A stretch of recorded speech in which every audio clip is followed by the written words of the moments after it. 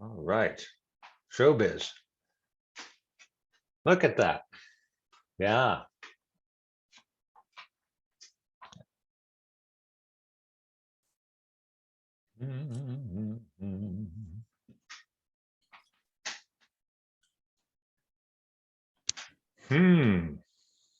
All right. So it looks like we have 33 participants, which is, I think, a good number for this group. That's what we got, a bunch of people at the end of the day. I think thanks to Luke from KidSafe and others. And Joanna also shook the tree a little bit there too. So yeah. Sorry, Joanna. You shook it hard. No, that's good. I loafed. I'm doing all sorts of other promotion and other things, so I relied on this crack team to do good some PR. I have the mood lighting going here. Okay, sounds like you can hear me, so it's good. Yeah, gotcha. I've gotten used to this dumb headset. Tim got used to the chair. Let's see, maybe I sit over here. That's about right.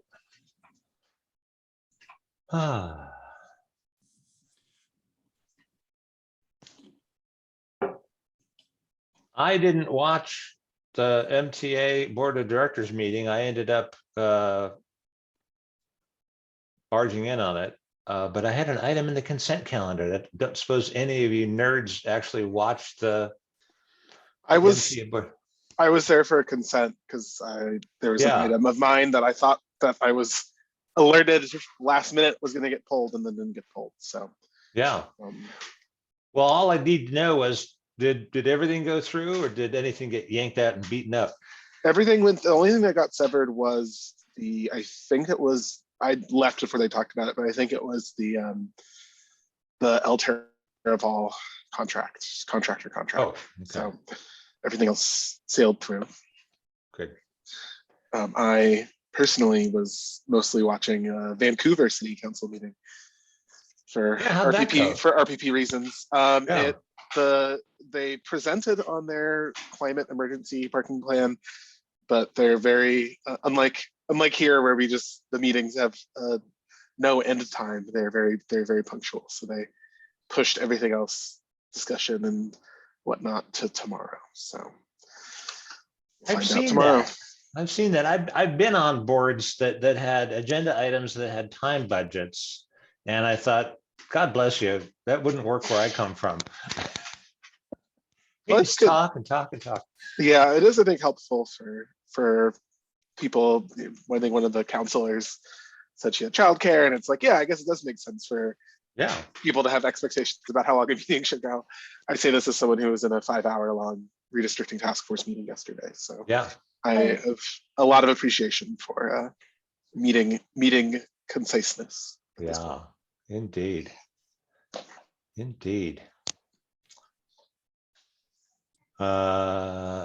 Yeah, I had a lovely trip down to 1508 Bancroft Avenue, I think it is, not street, in the industrial heart of the Southeast, where the SFMTA keeps its operations shops. And it's pretty cool. I try to find a couple of reasons every year to go down, partly just because I don't want to be some pencil neck planner geek up in the ivory tower. Well, the blue collar guys get their fingernails dirty. But also just because it's a heck of a trip. I'm exhausted. If I doze out in the middle of something, somebody ring me, poke me. But I did just have some fuel, so I probably won't bonk. This policy stuff could be exhausting. It really can. Anyhow, it was a lovely day in the Bayview, and got to see Tom McGuire in person for the first time since the meteor strike. Got to see Ted Graff, the boss of our group, Raynell and my group, and some other hardworking public servants. So that was a good trip, but it did ring a little out of me to schlep down there and back. Cool. So we're waiting for a few more people to join. Looks like we have 12. Again, 33 people had registered. So I want to give folks a fair shake to join because there's going to be a lot of amazing information. And then just a couple housekeeping orders here. So we are recording this. I also disabled the chat because I just think it would help us stay a little bit more focused. We will open up for questions. I don't want folks to feel like I'm trying to quell, or we're trying to quell discussion, but we know, you know, how like Twitter goes. No, I'm just kidding. Yeah, we only have an hour here, so I want to respect everyone's time. So again, let's give it a couple more minutes and we'll go. Right on. And the chat is sometimes handy to throw stuff in. I've already started accumulating a reading list and all sorts of nonsense. So maybe, well, maybe if we have email addresses, we can send a follow-up syllabus and homework. Yeah, that was the plan. Joanna and I talked about this already. I'll send an email probably tomorrow, being like, if you want to be on Urban Environmentalists list, like, you know, let us know, or like we'll provide the link. That's so, yeah, how I found out about this. Yeah, I definitely want to follow up accordingly tomorrow or the day after. Yeah, right on. But actually, I tried to put the chat back on, but I guess the settings I wasn't able to for whatever reason. I don't know. I went back and I tried to put it at it, and Zoom wouldn't let me. So yeah. Well, and I also wondered, something went past me on some other Zoom meeting I was in recently, and he said, "Oh, are you getting tired of hitting the 40-minute limit? Do you need more?" And I said, "Oh, geez, we may hit a wall." I don't know enough about Zoom. I know there's a participant limit that you have to pay to grow. We'll see. I think it's 500 is at least the one that I'm on. Yeah, but, yeah. But have you piloted a chat like this that made it to an hour before? Yeah, I've held a couple meetings for RFTN on here, and it seemed to roll pretty fine. Yeah. But yeah, we shall see, hopefully. Yeah. All right, so we're at 7:04. I want to respect everyone's time again. And just going to jump right into it, and then we'll do intros. With introductions, we'll do history with Andy, the current form with Raynell, and then the potential of RPP with Joanna. Let's start. Well, I'll start with myself. So I'm Dave Alexander, one of the co-founders of RFTN. And I am interested in RPP because my neighbors were telling me that folks who drive up from the peninsula in San Jose and park on 15th Avenue and 14th Avenue, right where the zone is, and then they would hop on the Geary bus to go to the financial district. This is pre-COVID. So I was like, what, like, it's a pretty known fact here in the Richmond. So I found that to be super intriguing in terms of a land use approach or policy. And so I'll let the experts go. And Andy, let's start with you because we'll come back to you for the history. Yeah, for those who don't know me, good evening. Thanks for showing up. I'm Andy Thornley. My day job these days is with your SF Municipal Transportation Agency in the parking and curb management team in the streets division. That's about my 7th career. Prior to this, I was policy director at the San Francisco Bicycle Coalition. Glorious, probably the best job I ever had. I did that for 7 years. Prior to that, I had an assortment of weird corporate jobs. I was a manager of an IT section for a while, kind of a Dilbert. I had a necktie that went over my shoulder and short sleeve shirt. It was pretty cool. But I have all of my adult life, as soon as I started thinking, been fascinated with and then offended by the way that we as a society treat public space and streets. I've owned a car for about 8 months, but this whole notion of here's public space, how shall we use it? I've been wrestling with that one way or another my whole life. So enough about Andy. Raynell, you're in the Charlie Weaver Square. Maybe I'll throw it to you. Great, thanks. Yeah, I'm Raynell Cooper, residential parking policy manager on the parking and curb management team at SFMTA. I've been at the MTA for about 3.5 years now, whole time in residential parking, and I've been helming the policy ship since the end of 2020. Yeah, before that, was working on the East Coast in the state of Maryland, doing community development work and did grad school out there. And yeah, have in my time as managing policy in this program and thinking a lot about the small questions and a lot about the big questions. It's sometimes hard to do both at the same time because oftentimes they're doing different things and at different goals. So later on, I'll try to talk about that balance and yeah, answer questions and whatnot down the stretch. All right, I guess it's me next. Yeah.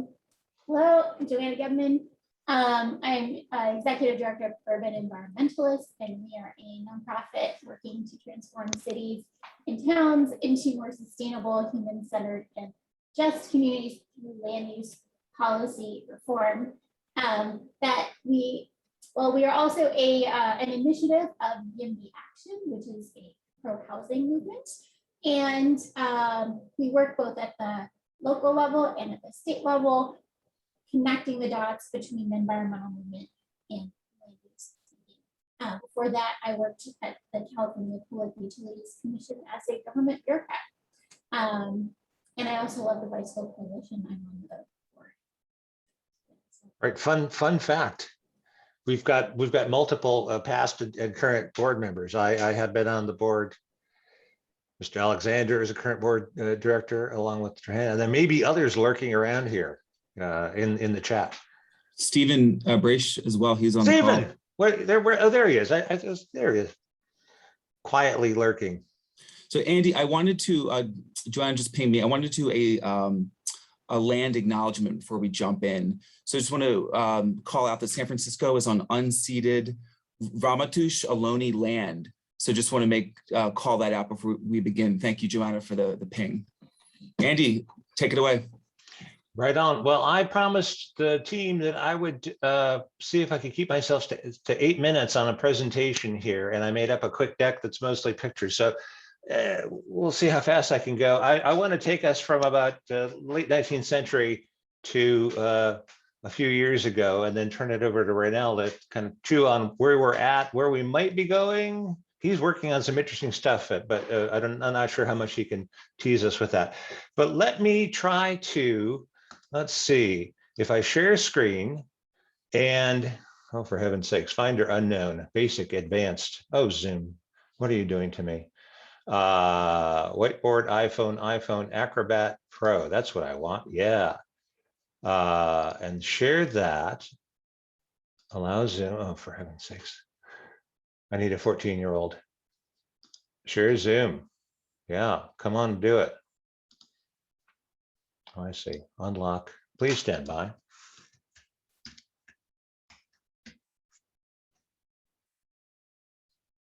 You can see that I haven't done enough Zoom in this pandemic. All right. Oh, it's going to have to quit and reopen Zoom. Don't go away. I'll be right back. This will just take a second, I think. Well, while he's doing that, I'll just mention that I may be eating continuously this whole time because I am 7 months pregnant. And if it looks like somebody kicked me in the belly, it's not because Raynell or Andy said something terrible. It's because I've been kicked in the belly. Congratulations on that. And yeah, it's evening meetings. It's always the, you know, how do you work the dinner around before or after? Thankfully, 7's a good start time for that. I feel like, at least for me, at a 6 o'clock meeting yesterday, that was not helpful for that.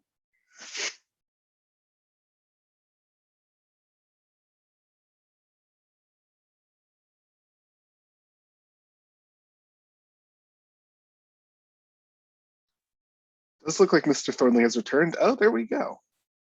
Now the questions will be able to hear it. Andy and I were neighbors next to each other when we were in the office, so I feel like if his voice doesn't reappear, I feel like I know what he's going to say. So there he is. There I am. All right. Now, I don't know. Did I manage to share the screen also? Are you getting a big greasy image of Market Street in 1906? Man, buckle up, baby. All right. As I said, I'm going to try to go through this very quickly. As I just showed you, I wasted 2 minutes there. But as I said, to me, this conversation begins and ends with public space and streets, and whose streets are they? If you haven't already seen, this is a captured image from the great 1906 trip down Market Street. This is just a kind of random piece of Market Street in 1906. let's see if I can get to this, but this, I like this to sort of illustrate, here's 1890s. That's probably about, actually about 1898, I think, with the Call building there at Market and 3rd. That gorgeous skyscraper, the tallest building west of the Mississippi until the new City Hall was completed in 1915.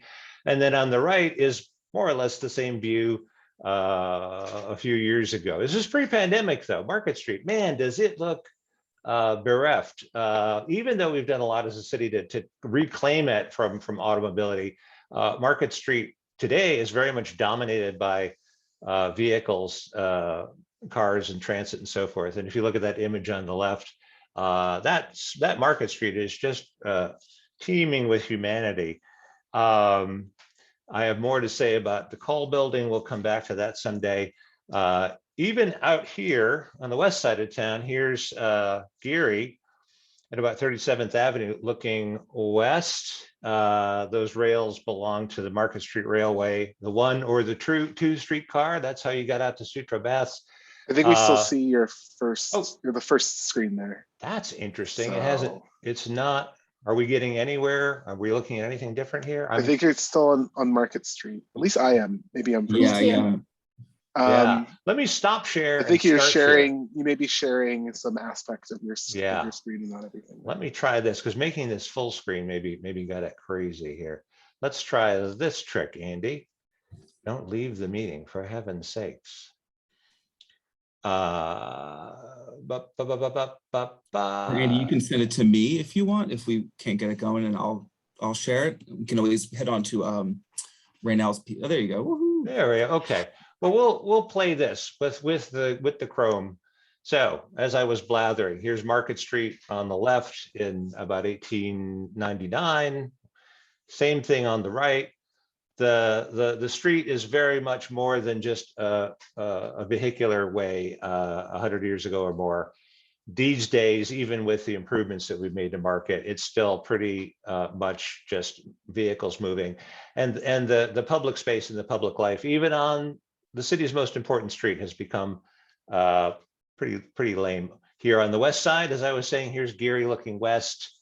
That track rail running up the middle is the Market Street Railway 2 train and the 1 train that later became the California and the Clement buses. But 100 years later, this is what it looks like. And now look, there are people storing vehicles on the curb. I find that fascinating. Even way out here where there's plenty of room, there's not enough room to take your car in off the street. Many of you know this, we're living with it. For millennium, city streets were public space and pretty much everything was welcome. Got to the 1910s and cars started to show up. The 20s were the golden age of startups and cars and what became known as motordom. My friend Peter Norton, who wrote the great Fighting Traffic, I highly recommend that, talks about motordom. More and more pressure on the right of way. And motordom is an interest. The people making cars, selling gasoline, buying them, push and push. They want more. Cities say we got to have some traffic control. We need to have licenses and speed limits. And by the 30s, cities are starting to push back more formally. San Francisco adopted its first traffic code in 1940, and there was a piece of that code that had an all-night prohibition. You can't leave your car on the street overnight. It was pretty crummy. There was a piece in the New York Times in 1933 about a guy who was hauled into court for leaving his car on the street overnight. And the judge said, a man with your nerve would buy a portable bungalow, put it up in the street and live there rent-free. $2 fine for this time and go out and get a garage, says the judge. But by the 50s, things start to corrode. And it gets to be where parking is okay everywhere, that it's not outright prohibited. How did we get to resident permit parking? Well, again, this is a big compound topic. Some of this I have bike tours for. But you know, by the late 60s and the early 70s, there are lots of things cooking. And the neighborhood versus downtown fight gave us things like district elections. I note that we had been at large for our supervisors until 1976. That helped Harvey Milk be elected. After that assassination, Di-Fi said that was upsetting and we better go back to at-large elections. So in 1980, we went back, but then finally in 2000, we got to district elections again.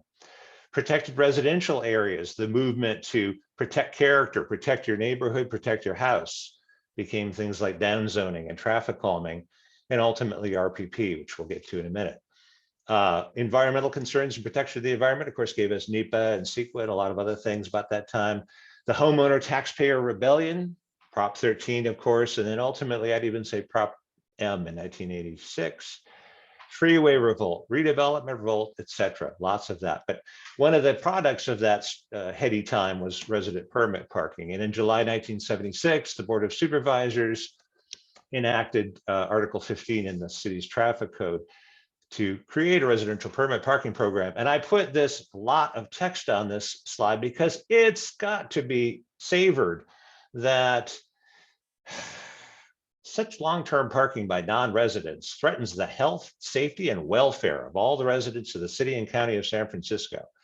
In order to protect and promote the integrity of these areas and neighborhoods, it is necessary to enact parking regulations restricting unlimited parking by non-residents therein, while providing the opportunity for residents to park near their homes.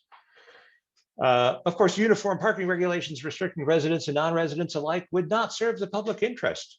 Rather, such regulation would contribute to neighborhood decline while ignoring the public transit alternatives to automobile travel available to non-residents. Catch that last bit. We're trying to protect the neighborhoods, and if we let strangers park in the neighborhood streets, they're not going to get on public transit because we're a transit-first city. I think that's insane. Let me see if I had any other clever things to say about that. These days, we've got, instead of a traffic code, we've got a transportation code thanks to Prop E.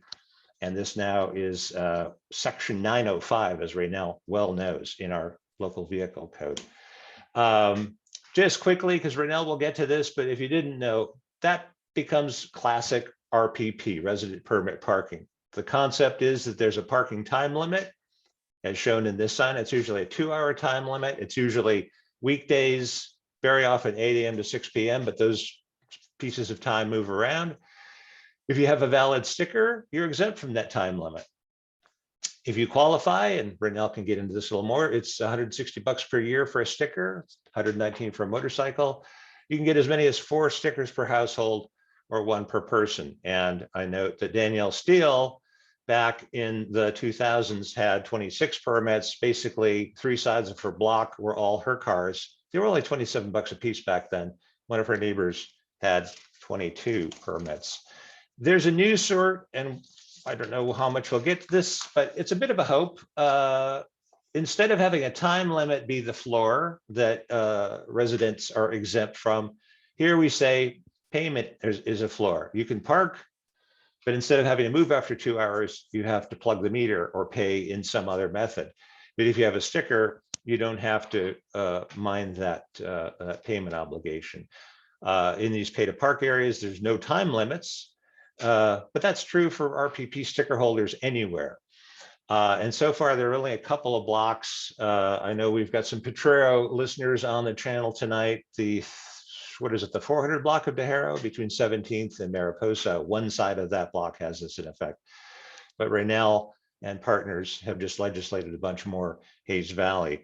This is a sort of a novelty, comes out of a reform project that we got some federal funding for back in 2013.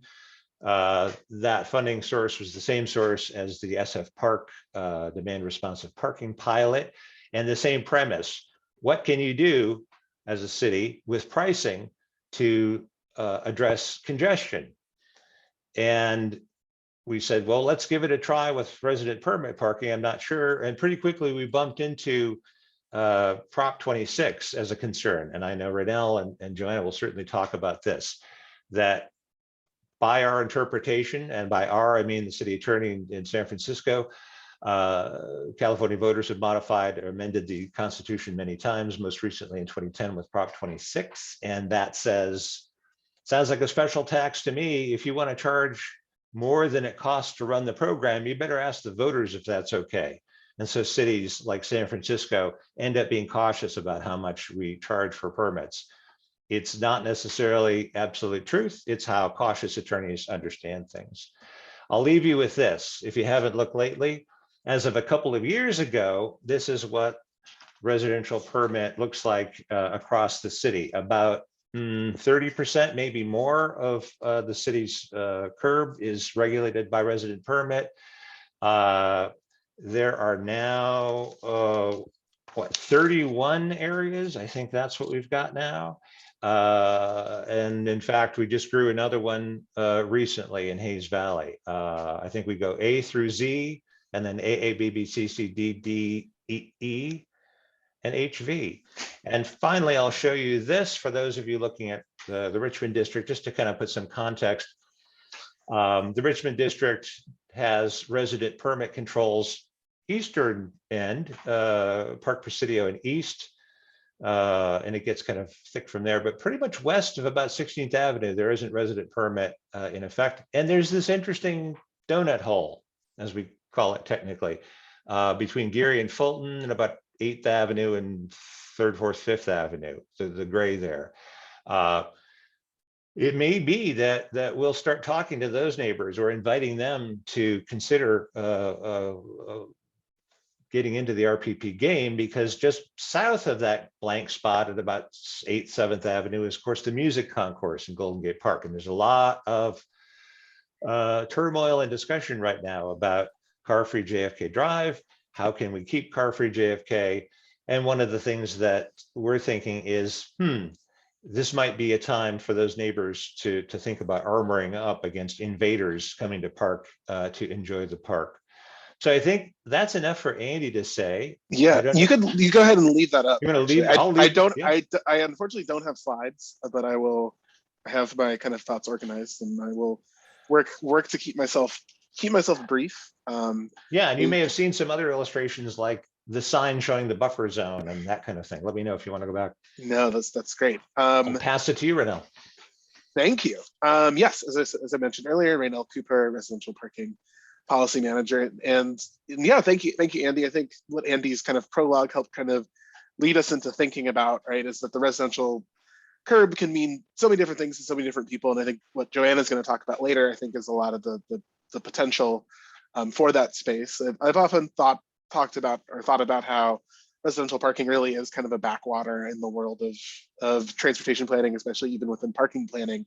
I think on-street residential parking, even though it didn't start from this point back in the 20s or 30s, has become such a sort of given in so many areas that very few places have ever really thought to do anything else with it beyond, residential parking permits, let alone residential parking permits themselves, which are now common in most large cities, but definitely not universal. So I do want to talk a bit about kind of the structure of the program and how how it works to join the areas, how they're sort of created, and then I will tease a little bit of the things that we're looking on and working at. Everything right now that we're working on is still in very, very early stages, preliminary stages. So definitely a lot more to come on some of the stuff that we're working on, and I'm sure that Joanna will once we get going on that, Joanna will be involved, and if you're on the urban environmentalist list, you'll hear all about it. So yeah, as Andy mentioned, the residential parking permit program has been around since the 1970s. We're now have 31 areas across the city, 32 as of whenever the meters and signs get ready and get up going in Hayes Valley. And yes, as Andy alluded to, the primary reason, as originally stated, was for the sole purpose of keeping folks keeping outside visitors outside of residential areas. That language actually is not within Section 905 anymore. Kind of gives us a little bit more leeway in terms of how we think about our areas. The biggest thing to know about the residential parking permit program is that it is, as it's run now, entirely an opt-in program. I think we oftentimes get emails like, "Why didn't you make my block RPP?" And it's up to you, the residents. We know that, especially at this point where all of the the areas around downtown are all covered, the areas around transit stations are all covered.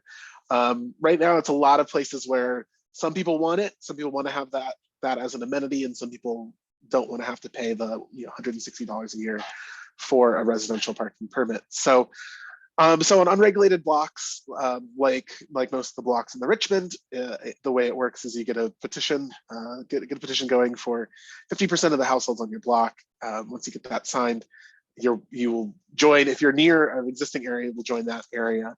So that's something within the inner Richmond, mid Richmond, you would be able to kind of join area L or area N, depending on what you're closer to.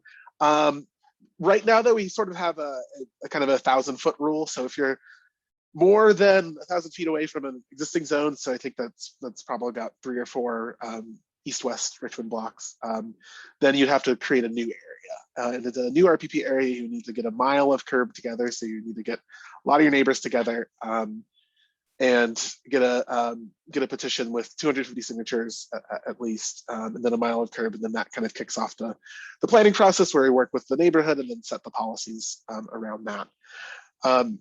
As Andy mentioned, there's a 4 per household limit.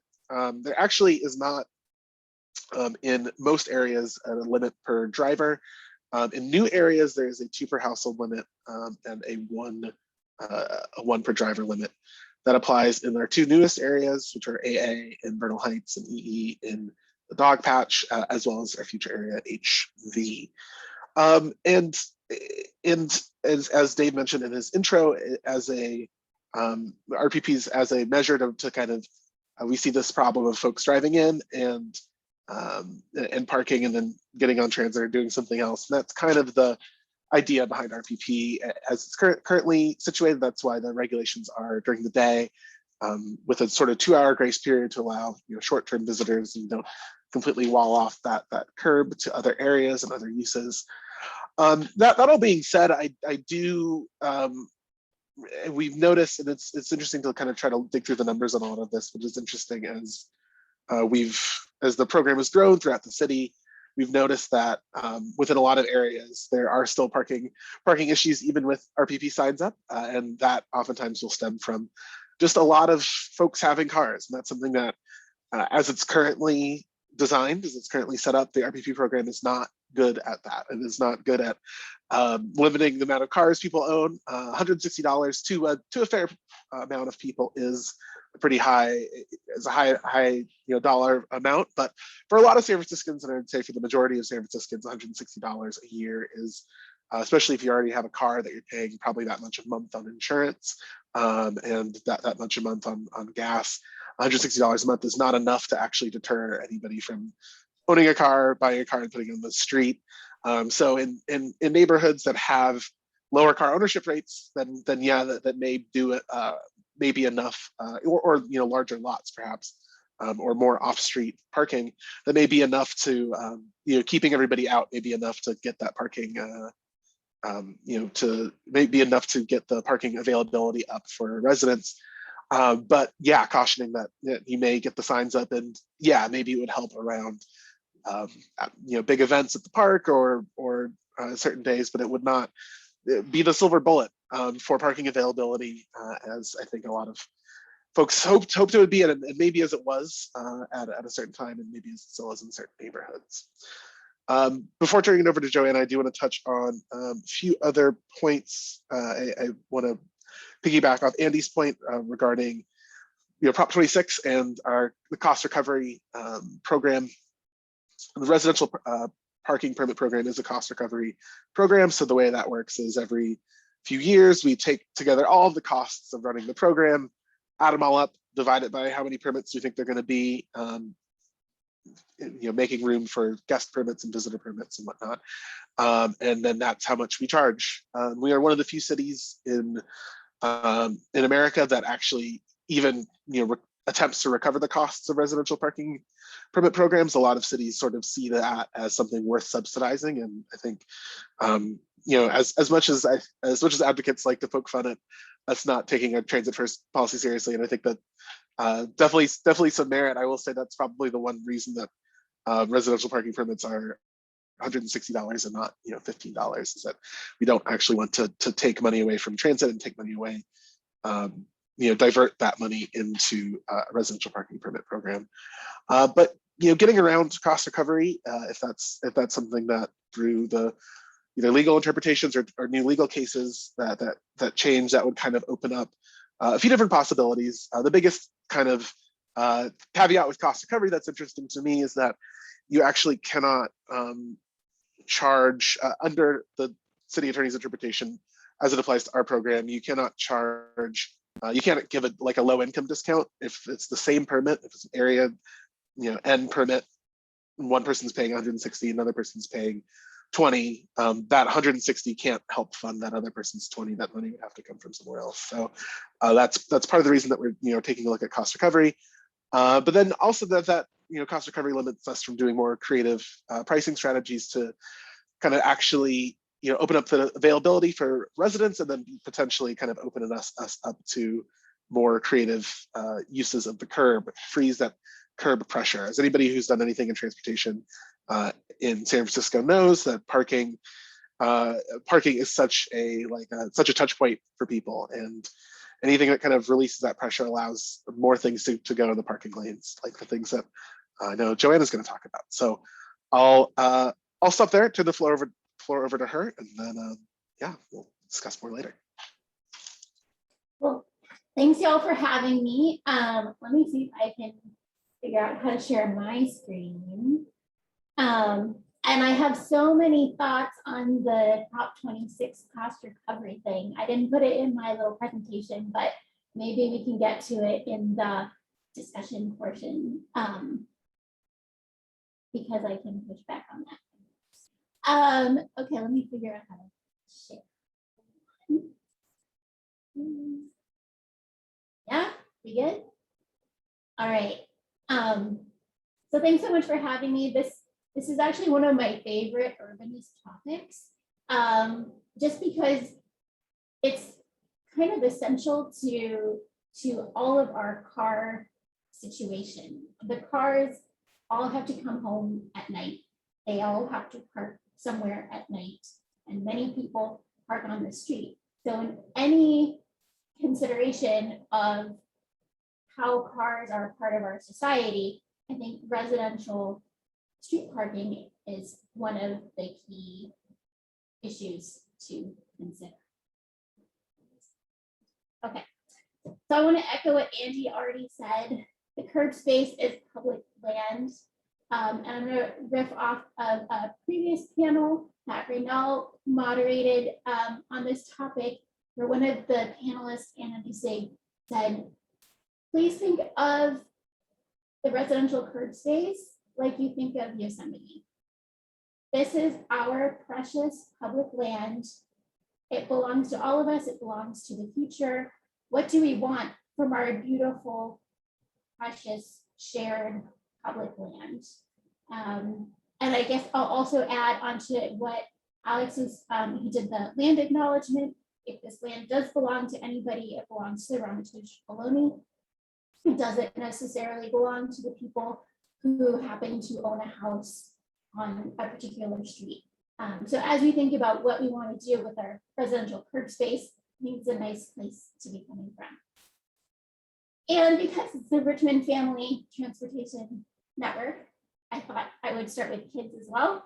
Kids are our most vulnerable road or just city users in general. And I think if we design our streets for kids, they end up being better for all of us. Kids are also imaginative and think outside the box and focus on what matters in a way that can be very refreshing for grown-ups. So I encourage all of you who do have kids or nieces or see kids around town to think about, what does your kid or the kids around you, what do they want at the residential curb? And are there more valuable uses of the curb space from the kid's perspective than what we are currently doing, which is storing some machines there? So the green space in the libraries pictures are from here in SF. The others are from elsewhere, from that study that I just referenced, this really great Designing Streets for Kids study, if you want to geek out. Playgrounds. In that same panel that Raynell was on, Donald Shoup was saying that they did a survey in London, I think, and the thing that people most wanted when you asked them was playgrounds, not parking spaces. And I think it's helpful to ask, what do people want, and to ask kids, what do they want? They're usually not included in discussions, and maybe we come to better answers. And it's not just kids who could have better uses of our curb space. We had a little call to our members and asked them, what would you like to see on the curb? And one of our members came back with all these really fun sketches, which are whimsical and cute, but also get the concept that this is our community space. There are a lot of things that we could use this curb space for,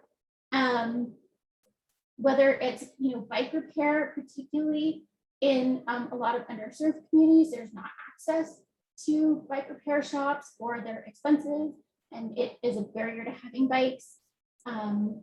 Community space for gathering, small business, mobile spaces for small business. There's so many things that we could be using our curbs for. And in addition to thinking about, oh, we should charge more, and oh, cars, it's also helpful to just come from a place of, what do we want? If we could wipe the slate clean, what do we want? So I encourage you to think about what you want, and also what might serve other people, particularly underserved people, and our planet.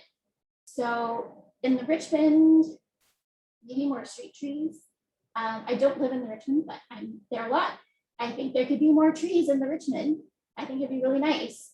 And having some space taken out for them would be great. Maybe we'd like to have more ADA spots for those people who really are car dependent and need to drive. Then great, let's carve out those spots for them. Other things, if you want to give up your car and have car share, that should be possible. To go really think big, we're pro housing. The Richmond has really wide streets, and you could put tiny houses on those streets. I know it would be, Raynell would say oh, there's a lot involved in doing that. But if we could have senior housing, low-income housing, dorms, there are a lot of people who would love to have affordable small houses that we could fit on our streets if we just took away some of the space from cars. And of course, why do we want to do this? For me as an environmentalist, this is a lot of why it matters. I think these numbers kind of speak for themselves. But they also don't even include things like farming, manufacturing, oil extraction, oil spills, oil refining, asthma, premature births, all the things, sedentary lifestyles, all the things that cars cause, and we are supporting that through our really ginormous annual subsidy for residential permit parking. It's a huge fossil fuel subsidy. And I came to this 400 million. I just put my math there so you can have a look. There's a 2018 report from SFMTA where they talked about how many permits were issued that year and what % of households are covered. If you imagine that you extended it to the whole city, there would be more permits, and they currently cost $160 a year.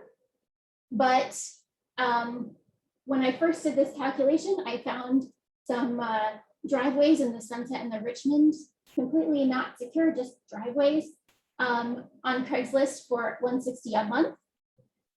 So we're clearly way undercharging for what the value is of these spots, way undercharging. So when you put it all together, it's about $400 million. You could definitely quibble and say, well, if you did extend it and if you did charge more, fewer people would get the permits, and so you'd actually end up with less money. That sounds like a great thing. If people actually want to park in their garages, then we have more public space. If they want to switch to having a mini pass, that's great too. And also, I was being kind of conservative with that 160 a month number. This is a Craigslist ad that is up right now. That parking area has no security of any kind. It's totally open. There's no like garage door. And it's $275 a month. So we're really undercharging. And what that means is we are subsidizing fossil fuels. So for me, that's really the reason to be going after this, in addition to what do we want from our cities. And there's so much that we could do. We could take that money and fund things that we truly value, whether it's playgrounds or free muni or more frequent muni or low income discounts or whatever it is that we as a community, keeping in mind the needs of humanity and climate change, think matters. EVs are not enough of a measure to combat climate change. They don't solve the issues of particulate emissions, toxic runoff, people being stuck in traffic, high costs of car ownership. They're not going to turn over in the fleet. People hold on to their cars for a very long time. So even if we switch to 100% EVs tomorrow, which we are nowhere near, for our new car sales, it would still take us like 15 years to get the fleet switched out. So we can take on RPP now, both in pricing and reallocating some of our street space. Let's do it equitably. Let's actually discourage driving, because right now we are encouraging driving. We need to move quickly on climate change. So let's be thoughtful and equitable, but discourage driving and fund what's truly important. So with that, I will hand it back to the group and curious for discussion. Thanks, Joanna. I have just a two-pronged question before maybe we can open up for group questions. The first is, can RPP potentially be used as a tool to discourage driving and get less vehicles off our streets? And tied to that, with an equity lens, how could we potentially apply RPP citywide? Let's just say we have a new mayor, like the mayor of Paris, who comes in and says, listen, this is my mandate. We're putting RPP citywide.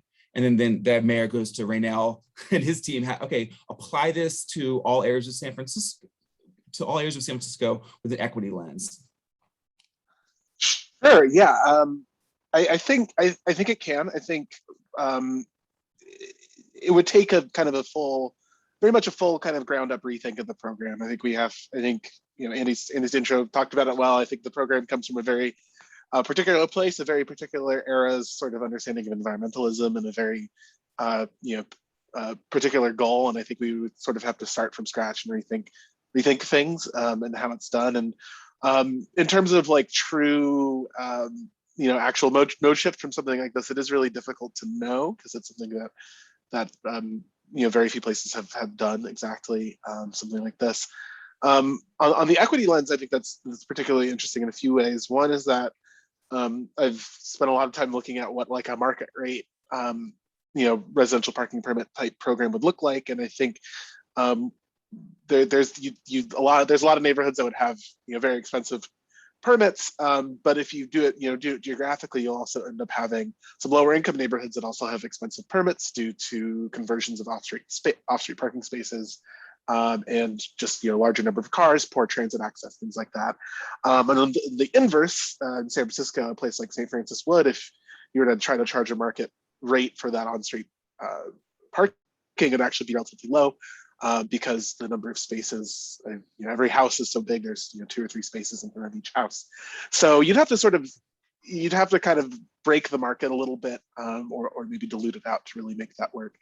But I think the citywide angle, though, is something really important. I'll touch briefly on what Vancouver is in the process of potentially doing, where it's actually like technically right in the middle of the agenda item, because they presented it this evening and we'll be voting on it tomorrow. But they're looking at a citywide RPP. Their price is relatively low. It's $45 a year, and their the price is relatively low. They are adding a sort of a surcharge for heavily polluting vehicles, which I find interesting, and that could be up to $1,000 depending on the vehicle. And the big thing for that program as well is it's overnight. That's one of the many things that really have to change about RPP right now. It's during the day. It's meant to just look at commuters, but if you really want to get to what's going on, if you really want to talk about resident behavior and talk about having cars on the street, I think a lot of it would have to start with that issue of when we're regulating. I think a lot of it would have to be overnight instead of during the day. So I think it would take a lot of stress. It would also take a lot of resources. Vancouver's interesting because they're not putting up signs anywhere, but that's not something that I think we would do. So to be a lot of resources to get the signs up and get all of that going, get enforcement ready to do something like that. But I think it's well within the tools that we have in terms of our ability to issue permits and our ability to also charge for parking. I think there's a few cost recovery thing is something we probably will have to figure out as we approach something like this, as well as our ability to if there's like a payer permit like component, our ability to have a kind of a metered parking parallel component that doesn't involve physical meters. That's part of it as well. But I'll leave that there for now. Yeah, I'll pipe up quickly to say that as you can tell by now, if you didn't already know, I find it very repugnant that we think that we ought to privilege some private property to be stored on the street. I often say to somebody, if I put a piano out there, or I love Joanna grabbed Jess Jenkins' photo of Page Street and the library, the armoire. Why do you think your car should be out there, cheap or not, but unmolested, have some sort of privilege, and I couldn't put my a freezer out there or my piano or something? I was like, it's infuriating. And yet, here's something I really hate to say, but it's what I do for a living, and it's something I think we have to recognize, but we can't capitulate to, which is that we all have to help civilization get from a mistaken place to a better place, and it's very awkward getting there. The mistaken place is that everyone's going to drive, and that car ownership and individual access to cars is how we're going to run our access and mobility systems. Like, well, that's really stupid, but I can't just confiscate all the cars instantly. That's not going to work. And there is a big equity piece of that affluent people will find another way to do it. But how do we help society? How do we help San Francisco get from this mistaken paradigm of individual car ownership? So I'm torn. I don't care for the idea of making the whole city RPP, except as a way to put a fair price on storing your private property in the street. But as Raynell has already recognized, some folks will be penalized by that and other folks won't feel it at all. So again, it's what we do for a living, and it's really miserable trying to help people get through the very awkward transition that we're living through. Yeah, I will say really quickly that yes, I think that RPP, for RPP to do the things that I think a lot of folks on this call wanted to do, it would have to look very different. So I think you have to tackle that first before tackling the citywide thing. I also will say on the equity component, we're talking about things like a more like fair priced curb, things like that, and the dollar amounts that Joanna brought up, I think those are perfectly fair estimates as well. You think about the things that those can fund. I think that's something you have to talk about as well. And especially with the conversations we've been having around Muni, I think having an understanding of what Muni, what that can do, either from a service perspective or from bolstering our Lifeline program, things like that. I think it's all important. Yeah, I think also when we think about equity and what this can fund, a Muni pass is, what is it, $81 a month these days, and the RPP is $13 a month when you divide 160, and lots of low income people cannot afford a car and are dependent on Muni. So the equity, it's complicated and it goes in all directions. There's no way to make it perfect for everybody. We also need to think about people who live in their cars and have to find a way to park on the street, but don't qualify for RPP right now because they're not seen as residents. So it's complicated. I do want to know that I think we need to change the section 905 if we really want to have something be different, because it needs to be about the common good rather than about the good of the people who live on that block. But there is wiggle room within section 905 as it exists. We don't have to wait for people to do a resident petition. The SFMTA on its own initiative can recommend expansion of RPP. So we have room to move around. Oh, and I guess I'll get into the legal thing and the cost recovery, but it sounded to me, so Raynell and I have exchanged notes on this before, but it sounds to me like that cost recovery definition that is used is quite narrow, of just administering this specific program of RPP, rather than thinking about the cost of having residential street parking altogether. There's police enforcement of, break-ins and things like that. There's the carbon emissions and what else do we have to do to bring down our carbon emissions. There's transportation electrification efforts that we need to do because of all the cars. Whatever the various costs are, maybe our roads need to be repaved more frequently because there are more cars. There are a lot of costs associated with all of these cars that are able to exist, which we don't count. And on top of that, the legal issue with Prop 26, I think, is a very narrow interpretation of the rules. And there's currently a Supreme Court case for the state Supreme Court that's looking at the Bay Bridge tolls. And it's kind of taking on the same exact issue and thinking about, so Prop 26 is about costs that are incidental to property ownership that just sort of come along with, like, garbage collection. You have to have garbage taken away when you live somewhere. And that should only be at cost recovery. But RPP is not something that is essential to home ownership. It is kind of renting public land. It's like renting the Moscone Center. And the government is allowed to charge for renting the Moscone Center actually whatever it wants to, and it doesn't have to ask for special permission or do a ballot measure. It's just it's charging for public land. And so there's a case looking at Bay Bridge tolls that's covering the exact same topic. It's charging for use of public land. This is kind of the same deal. So my hope as an advocate is that if hopefully the Supreme Court case will get decided to say, yes, indeed, this is totally fine. And then I would hope that our new city attorney would say, looks like this is totally fine. Maybe we should revise our recommendations for the city. Yeah.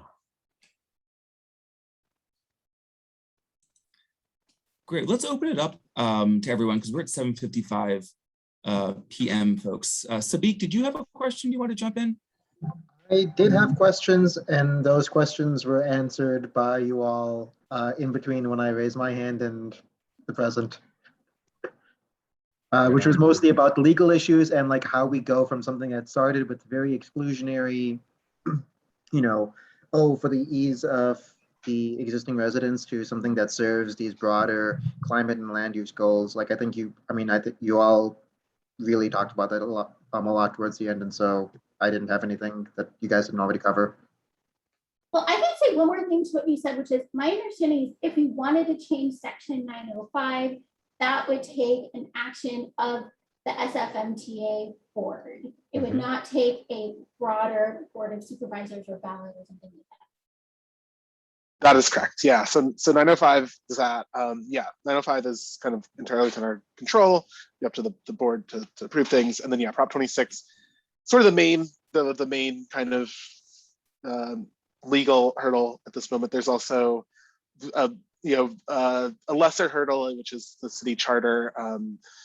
Any revenue that we do raise from parking will have to go to Muni, which obviously not the end of the world, I think, but we're right now limited on exactly what else we could do with those funds. Yeah, besides it definitely is about caution. And I understand a city doesn't want a reckless helter-skelter attorney. We'll see. David Chu, I think, is a level-headed guy. But at the same time, you take risks that you could defend. And it sounds more and more like there are good cases, and certainly the Supreme Court may help us with that. I see some more hands. Let's call on somebody. Stacy. Hey, hi. Hello. This is great. I have to say, I was kind of like, I mean, it's good to hear the history. It's good to hear from where we are, but it felt very just not need to be in. And the very end, I am making dinner. And Joanna, the stuff you were saying in the last 5 minutes, I wish I could put it in a bottle and send it off to everyone in SFMTA, because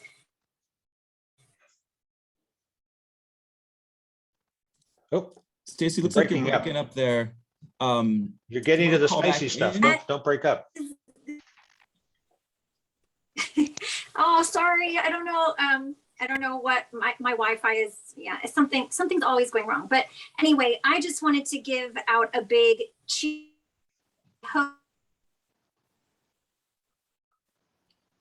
Thing is, Okay, Stacy, you're breaking up. go. Let's go do that as quickly as possible. You can always email me or tweet at all of us. Yeah. Okay. Yeah, this is going to be recorded too, and we can bottle up and send it to Jeffrey Tomlin. No, I'm kidding. Let's go to Winston and then Kieran. Thanks. First of all, thank you for putting this together and sharing. I'm wondering if there has been any discussion, like serious talk of using curb space for protected bike storage. I used to teach bike education, and a big obstacle, even when we gave kids bikes and taught them how to maintain them, was storing them, especially if you storing them ground floor. And then I'm wondering if there's any serious talk about reforming the curb color program, which almost exclusively, as I understand it, puts the onus and financial cost of requesting a curb color on the business or organization requesting it. I could handle those. I'll start with the second question, the color code program and those changes. They're in a great document that you should look at. February 2020, we our team, I wasn't directly involved, but our team put together a curb management strategy, and a lot of the recommendations in that, and that was approved by the board. Some of the recommendations in that include things like moving away from from costs for things like commercial loading zones. Passenger loading zones are already free, but costs on commercial loading zones, and just in general severing that relationship between like business owner and curb user. I think that was something that was really important in that, or sorry, not curb user, but curb use, because it's a corridor. Loading zones affect everybody. Loading zones help everybody. So the implementation of that, a lot of that, February 2020, right after that, a lot changed, and just about everybody on the team got pulled in for some amount of time, including still very much so in the shared spaces program, which kind of leads to the first question. And I think it's been, the agency, I think, has made huge leaps and bounds in the last year and a half in terms of rethinking space use. I do think that by and large, the residential curb has been left out of that conversation. I think a lot of the politics and the thrust behind this thinking is kind of focused on the economic recovery portion of the curb space, and do think it's unfortunate. I think that something that I've thought about, but we have not been able to sort of seriously pursue. I know that that's something that Adrian Leung and the bike program was on a talk with Shabazz Stewart from UNI in New York, and that's something that we're thinking about, but it's something that we don't. And similar to a lot of the other things that Joanna mentioned, it's a paradigm shift. We don't have the mechanisms in place yet to support something like that, and it's one of those things, like a lot of these things, where it'll take a lot of kind of thinking, and hopefully that we could get to that point, especially as things settle down and as our staff gets back to thinking about things like this, because that's also contained within the curb management strategy. But not quite there yet, I don't think. You know, Andy has some follow-ups. Let me assert this briefly, because we're in negative time. I could talk all night, as you know.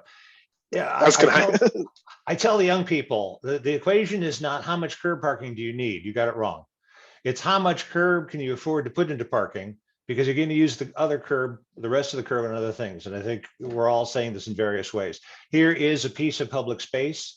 What is the highest and best use? And depending on the character of where you are, it may be that it should be a row of tiny townhouses. It should be loading. It should be a disabled parking space.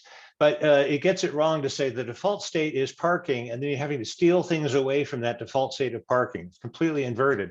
And to some extent, we've made progress. As Raynell says, we've got this curb management strategy that comes at it from that end of the telescope. And it says, here is curb. How do you want to slice it up? Colored curb ends up being kind of primitive tool to say, actually, in this location, the real pressure and need is for safe, convenient places for folks to pull over, pick up, drop off, bring beer into the corner store. And it ends up, we've got one or two pieces that we might use for parking, but actually we need some bike parking here.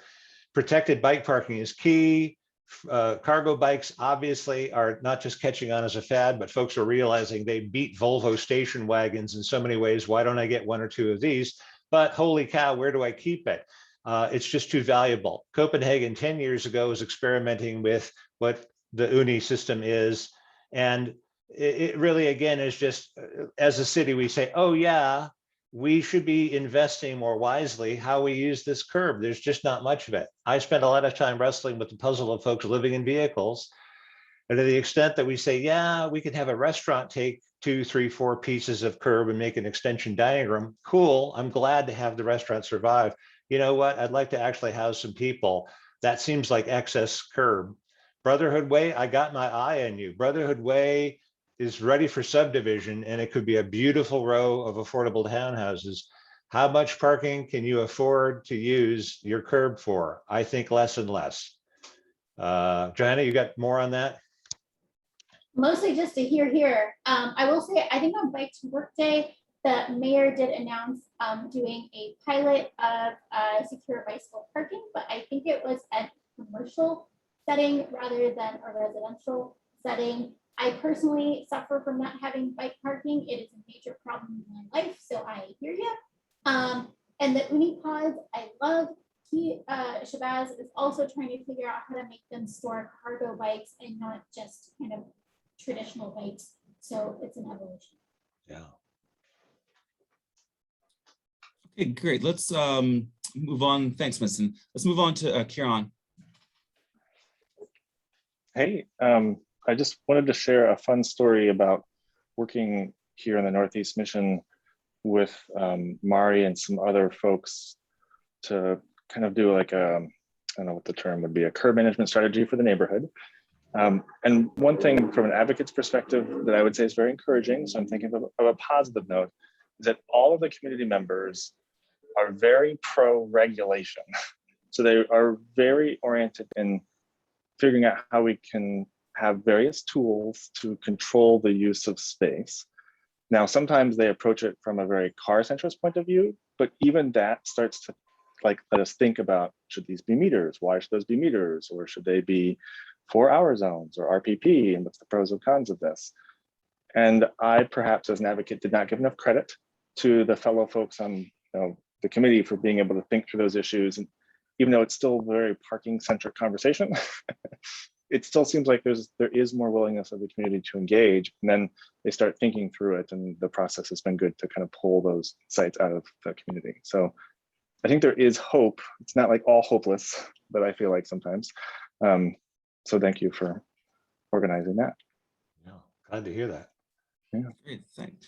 Yeah, I'll just add, living in District 1, trying to get the political will behind better curb management is tough because it's politics. And Outer Richmond and PAR Group, which Andy knows very well of, they guard the curb like a watchdog. Anyway, this is just my opinion, but I'll pass the mic. Let's go over to Lisa Church. Hey, everybody. Thanks for this. It's been interesting. I've known a little bit about it, but it's always a little bit confusing how we ended up here. one, I just have a quick question. I may have missed it earlier. Are permits issued based on the space available, or permits just issued to anybody that wants them in that residential parking zone? Ooh. So I know there's a certain amount of curb within a zone, and I'm in D3. I'm right on the edge where Nob Hill, Chinatown, Russian Hill all meet, that very dense parking area over here. I actually have 2 parking spaces and I haven't had a car for a decade, but so I don't have to park on the street, fortunately. But I see, we have people parked on the sidewalks all the time that have permits because they can't find a place to park. I realize that Muni has limited resources right now, but there's, virtually no enforcement, including if you call it in, you just get we came out there when they don't. I have a restaurant on my corner that advertises that they have a pickup and drop off space, so don't worry about it all. And that pickup and drop off space is a red zone that's not supposed to be parked in. So there doesn't seem to be any enforcement. I'm just curious, within each residential parking zone, is anything taken into account for the number of permits that are issued and the amount of curb that's available, which I think should be a lot less, but that's editorial. No, it is not. No, I'll put in a quick plug for that reform project. We did this federally funded project that looked at RPP, how it's been practiced and how it's distorted and mutated and drifted. And one of the great products of that, and it's still online, is sort of a gazette of RPP in San Francisco for each area. How many permits are sold? How many parking spaces are there? And one of the products of that is this oversubscription notion that you're talking to. Area A, number one, the birth of RPP back in 1976. The idea was that intruders were driving all the way in from the Sunset, and they were parking northern Montgomery Street and walking into the financial district. We've got to put an end to that. Area A is the beginning, and Area A, we've just been selling permits and selling permits and selling permits and selling permits until now. I think they're about 150% permit to available space ratio. That's not necessarily the end of the story, because theoretically, a lot of the cars are circulating, so you don't need a one-to-one, and that's never supposed to be one-to-one anyhow. But it definitely sounds wrong if you've got 1.5 times as many permits as there are possible places to park. And in this project that didn't really produce much, not because we didn't try, one of the ideas is there a way you say we're going to have a cap? When we get to 120%, we'll have a waiting list like a nice restaurant. And, wait, when do I get my permit? Well, when someone moves or dies, they turn in their permit, then you could buy a permit. It becomes pretty nutty, and it really kind of shines a light on the fallacy of this idea that there is some ownership of space and that you can buy a permit and have it, because it's absolutely not true on Russian Hill or Nob Hill. Enough for me. Raynell, what do you want? I'll just add that yes, under our current mechanisms, we do not. I think, and this is something I've been sort of grappling with in terms of RPP area extensions, specifically extensions in areas that onto blocks that are metered blocks, but they live around the corner from RPP area, and it's it's like you're part of the neighborhood. You don't want to pit neighbors against neighbors like that. So it doing it on a building by building basis certainly doesn't make sense. I think you're right. That we have not just in areas like A and C, but you also have even area L as an area that which is part of the enrichment and into the sort of USF Lone Mountain area. That has very high, it's almost to 100%. But also we get to some of the issue of cars from outside the neighborhood parking as well. Obviously, you have a lot of that in the North Beach, Telegraph Hill area. In Area HV in Hayes Valley, we found that on many blocks, it was 50% or more of the cars there were not permitted. So, and this is a question that I've thought about a lot, either in terms of if we do have an area cap, I think it'd be something where current permit holders probably would likely be able to keep their permits, and then it would just affect new permit holders. But either for that or for a market rate, there's the weird question of where do you set the what do you set the denominator as? Like, how many permits can you give out? What percentage of spaces, and yeah, whatever number you come up with will definitely get fought over, I'm sure. So. Yeah, I guess I understand that. And I guess, personally, I'd like to say, 50% of the curb can go to residential park, the 50% go to something else. But I actually also think we need to have space. I mean, I don't want everybody driving in here. Obviously, I'm a very pro public transit person. I'd like people to do that. But, you know, I know that my, 80-year-old aunt is not going to drive over, or, well, she actually does go to BART most of the time. She's been assaulted twice there, but, come into the city, then get from BART to Nob Hill or BART out into the Richmond, so she'll periodically drive in and, or, I live in a fairly tourist area. There's a lot of hotels, especially around holidays. And, like, it would be nice if there were some places in every neighborhood for people who have to drive to be able to drive and find a place to park. Well, that's sort of the fun philosophical question, right? It's like, I think at the end of the day, like, well, why can't we just do the Manhattan thing and just take out all the signs and have it just be completely unregulated? But then then it's like, what's worse, somebody in well transit connected North Beach owning a car, or somebody from Marin being able to come in at 5:30 in the morning and find a place where they can park all day, as opposed to taking transit or telecommuting or something like that. So it's that's kind of the other tough question around that is, how do you share that space, and how do you, if you do just decide to determine what's the best use there. I do think that the 2-hour grace period, I think it has its benefits, but it does have its limits, and I think one of them is figuring out exactly limiting how many people are there. It also is harder to enforce than something like a pay or permit system. I've been intrigued by what I think either Jersey City or Hoboken. I think it's Jersey City, because they're always doing cool things. They have Hoboken. They're all cool. They do cool stuff too. Yeah. But they have alternate sides where on one side of the street it's just resident parking, on the other side of the street it's either metered or time limited. And having something like that's a little better, because then you're able to it's obviously, again, fighting over whose side of the street is which, but you're able to actually have it be like, okay, there's these spaces are for the residents, and then you have a permit, and then along with that you could charge something for the permit, and then the rest is kind of fair game for everyone else. But. I'll put in a plug. I also put in a plug. I know Joanna mentioned, here comes the cat again. One of the things that I do with my day is a sort of a primitive car share permit program, and you may have seen these, you may have used these. We ripped it off from Hoboken. They have corner cars there, permitted parking spaces. That this is exclusively for Zipcar, and it becomes a pod with 1 or 2, and I've got some three holers around town, and that's part of my program that I call Curb Equity. That curb is not just managed for the homeowners, not just for the homeowners who own cars, it's for everybody. And there are blocks, not only in D3, but in D1, where of the 20 households, there are 3 cars in this one and no cars in this one and 1 car in this one. Why does the guy with 3 cars get 3 pieces of curb? Why don't the households that would like to walk out the door and get into Zipcar have one right there? And so that's what that program is about. There's also a free floating car share, and right now Gig is the one operator, but they are operating out here in D1, and that's in many ways even slicker, that you have a permit that says this car can float around and park where it finds a space. We don't have to actually carve out that space. We've also got shared electric mopeds, another parking permit that I administer, 2-wheel version of that. The things float around, but having more things be able to get a piece of the curb to serve the neighbors and the visitors goes to that curb equity notion. And in a very crowded place, it stands to reason to me that you would want to have policy positive things get to the head of the line and being able to use the curb. I think it goes to Winston's question about colored curb. The things that we most value should have access to that curb. I'm sorry, homeowners and other residents, you may not rate, but you could use one of these shared vehicles anytime you want. They're for everybody.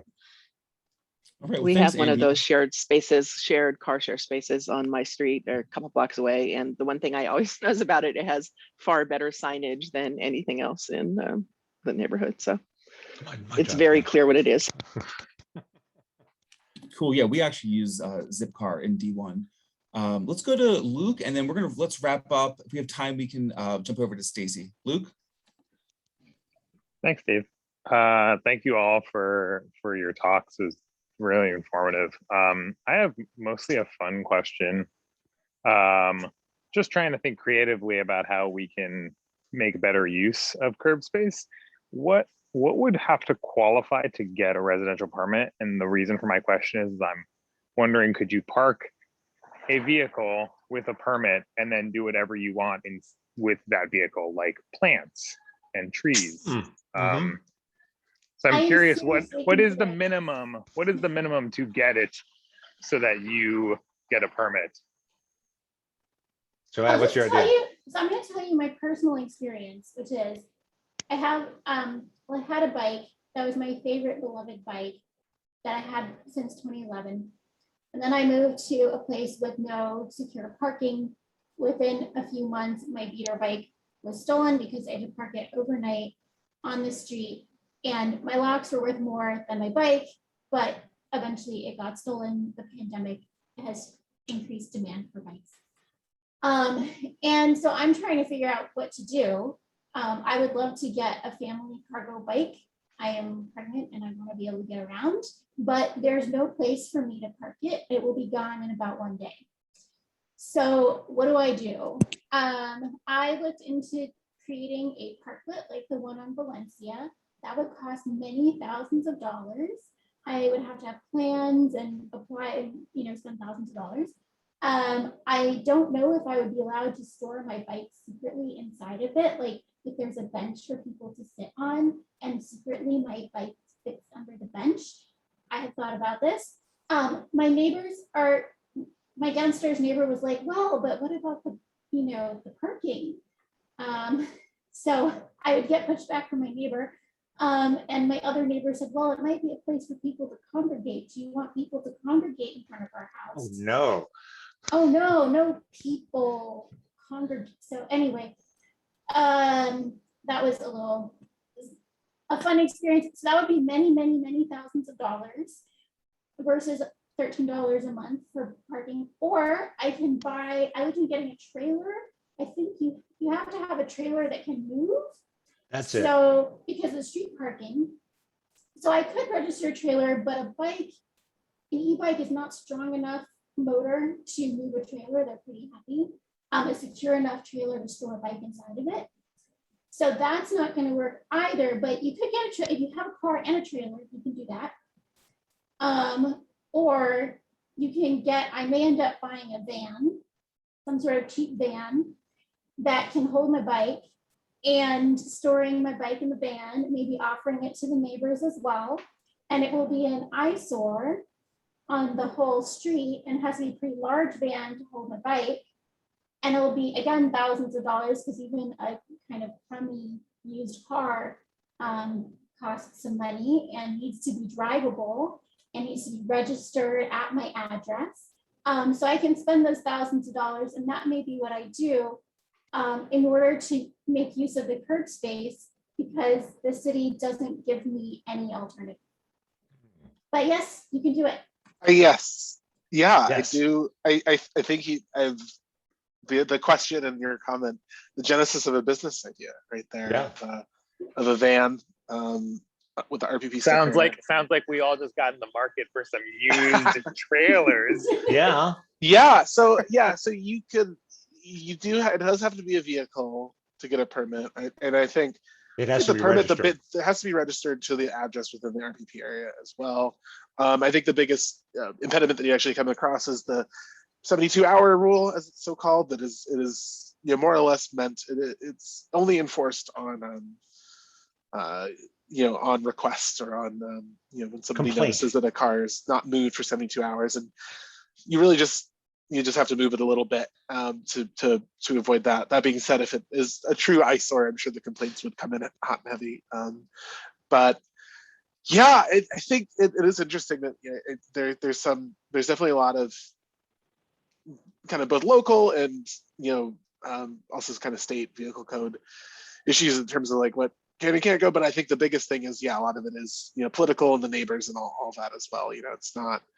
And it is, we were able to, it was one of those things that felt, before parklets, it was something that probably seemed unovercomable. And then we got parklets with all the rules, and they're like, okay, you could put a few dozens of these out maybe. And then we have, over 1,000 shared spaces going in. And then you're like, okay, we really can, think about this differently. So it's Well, one of those things where I having not been totally involved in the creation of the shared spaces process, I don't really know, what all the levers that haven't been pulled to get that going. But it'd be interesting to see what it'd be like to pull those again for something on the residential side. And in the meantime, just what does it say about our values that I can park a car for $160 a year, or I can pay, $10,000 or $15,000 to park my bike. right. That is a value statement. Totally. Well, I definitely want to endorse Luke's approach on hacking the system, and I sincerely, this is how things get done. Here is a system. Can I plug in there? Can I rewire it backwards? This is how Parklet started. Rebar and others said, "Oh, a metered parking space. Here are the rules. How can I hack this?" Well, as long as I put quarters in, I'm renting the space. I can roll out sod, make a putting green. I can put a tanning salon. I can do anything. And of course, that quickly people said, that's insane, and that's a crime. And then wait, that's awesome. And I think by the second or third year, we were working with Spur with some restaurants in Columbus, in North Beach, and had one of them playing along. And as soon as the other restaurant saw the first one, like taking over the parking to serve lunch, they said, "Get out of my way." And they chased the cars out and pulled some tables out. So there's a precedent for that. The problem with hacking RPP is that it has to be a registered vehicle, but beyond that, it's pretty open. And Jen, I think you're right. If you had a not unattractive trailer, a nice Airstream, that was kind of cute, and there are some of those lurking around. The van life folks, kind of the choice campers, rather than folks who don't have a choice to be living in a vehicle. I definitely encourage that. And there was, in fact, kind of a version of Parklet that Spur and some other folks were working on, and I haven't seen it around for a while, which is a mobile Parklet. And it was a sort of a box. It kind of looked like a nice dumpster. They had 2 or 3 of these that were Corten metal, like a dumpster, painted in bright colors. And I think they had it planted with plants and things, but they could push it around. It's like, that's starting to be kind of like what you're talking about. And Luke, if you want to actually have a garden in that thing and push it around, maybe I can sell you a secondhand one of those, but it'll have to be registered. I think that's the thing with RPP. We'll hack a different program. All right, so let's wrap this thing up. Stacy, you've stuck with us tonight. What's your question for our amazing panelists? Hi again. I don't know. I hope you can hear me. This is probably a seed for a next time or something, but it does have to do with the curb, and but it's the cuts and the almighty driveway, and how precious that is, and how no one shall tread in a driveway. And I would love to hear about how we can hack that, how we can make it so that it is a universal, like it doesn't have to be just San Francisco, like the freaking whole world. Like you've got 10 minutes, okay? Like who doesn't have 10 minutes? What driveway is so freaking important other than like an ER or a fire station that you don't have 10 minutes? And so this whole thing of like, don't park here, don't stop here, don't be a quarter inch in or whatever, you know which finger I'm waving right now. Like this has to stop, because people double parking is hurting the bike lanes, is hurting everything else, and it's just slowing down progress. So I would love if this could be planting the seed for round 2, and we can deal with bringing the driveway back down to earth, if not eliminating. The short answer is a tax. And then there have been proposals for a driveway tax. It comes up, it gets knocked down because, again, the political culture. If we can just import an Hidalgo or Sadiq Khan from London, even, we might be able to get someplace with this. There is on the books, I think the Planning Code and Public Works Code, one or the other, both of them, as of maybe 15 or 20 years ago. First, please, no more curb cuts, although they slip through. If you insist on having a new driveway, you're going to have to pay for it, and there is an annual exaction associated with that driveway per foot or square foot. So there's a little bit of a price on it, but taxing it and putting a fair price, as with so many of these things, seems to be fairly direct. And there is also standard healing of driveways downtown, especially where there's a driveway that is no longer functional, but it's being treated like that as a working driveway. Folks will still park across it. And MTA is pretty fierce about going out and saying, that's a dud driveway. We are going to put a meter in front of it. And it's always pleasant to see that. But yeah, the driveway tax, let's bring it back, or let's try to bring it back.